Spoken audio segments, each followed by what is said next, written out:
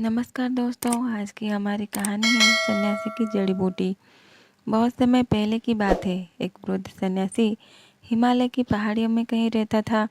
वो बड़ा ज्ञानी था और उसकी बुद्धिमत्ता की ख्याति दूर दूर तक फैली थी। एक दिन एक औरत उसके पास पहुंची और अपना दुखड़ा रोने लगी। बाबा, मेरा पति मुझसे बहुत प्रेम करता था, लेकिन वो जब से युद्ध से लौटा है ठीक से बात तक नहीं करता। युद्ध लोगों के साथ ऐसा ही करता है। सन्यासी बोला, लोग कहते हैं कि आपकी दी हुई जड़ी बूटी इंसान में फिर से प्रेम उत्पन्न कर सकता है। कृपया आप मुझे वो जड़ी बूटी दे दें। महिला ने विनती की।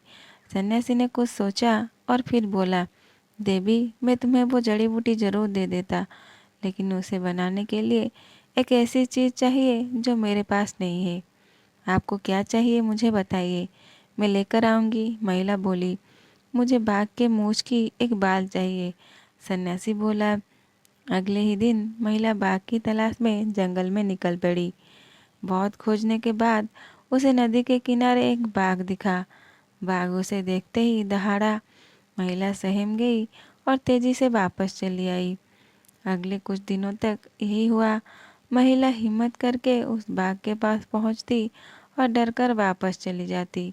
महीना बीतते बीतते बाघ को महिला की मौजूदगी की आदत पड़ गई और अब वो उसे देखकर सामान्य ही रहता। अब तो महिला बाघ के लिए मांस भी लाने लगी और बाघ बड़े चाव से उसे खाता। उनकी दोस्ती बढ़ने लगी और अब महिला बाघ को थपथपाने भी लगी। और देखते देखते एक दिन वो दिन भी आ गया जब उसने हिम्मत दिखाते हुए बाघ के मूंछ का एक बाल भी निकाल लिया।